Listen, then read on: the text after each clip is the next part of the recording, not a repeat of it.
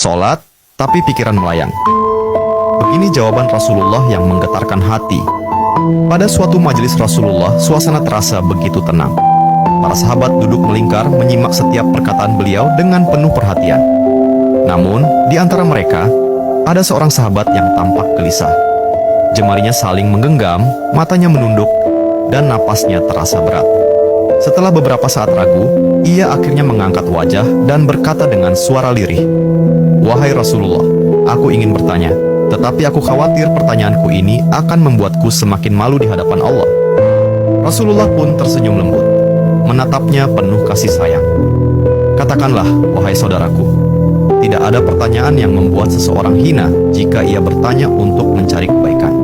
Sahabat itu menarik napas dalam, matanya mulai berkaca-kaca.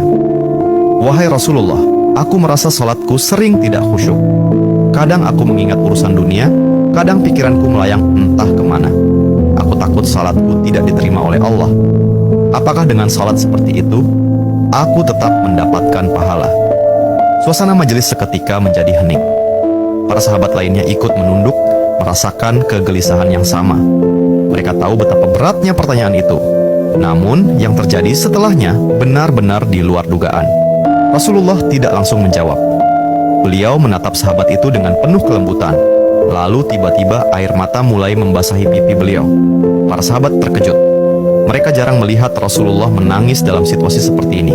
Dengan suara bergetar, beliau berkata, "Demi zat yang jiwaku berada di tangannya, sungguh setan tidak akan pernah berhenti berusaha mencuri bagian dari sholat seorang hamba hingga ia teralihkan.